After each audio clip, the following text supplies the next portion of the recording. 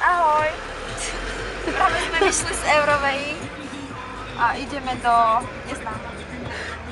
Greni, vyjadri sa, kde nás vezie. Je tu strašne teplo. Greni teraz šoferuje, nachádzame sa na pravej strane, máme univerzitu. A je tu strašne pekne a nemáme vám momentálne čo ukázať, lebo nevieme, kde sa nachádzame, ale ukážeme vám dopravnú špičku.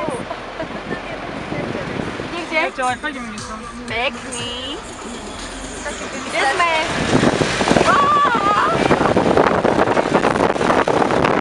Univerzita Komenského, tu budem študovať.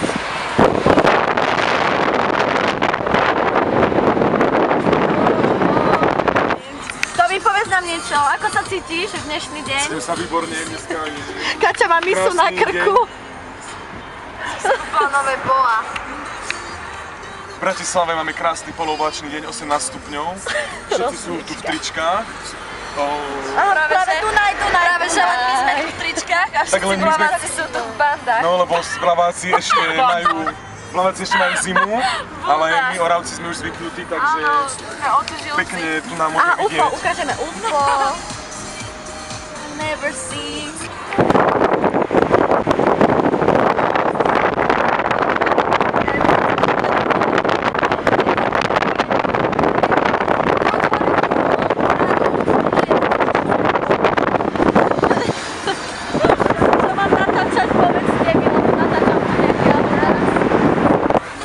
Niečo povedz!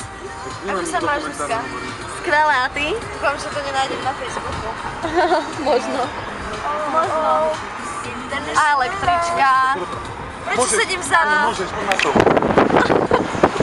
Áno. Takže teraz fúka vietor severný ukáž hore, čo je hore? Je Bratislavský hrad práve tam. A my vidíme tu na demonstráciu so slovenskou vlajkou, kde býva prezident. Ale nevieme, tam sa vlajka. To je prednosť viacej tam aj. To je asi tak všetko pre dnešok. Ahoj! A je takisto parlament. Nevidno spoza. Tam žije tých a vlastne je zvláštne.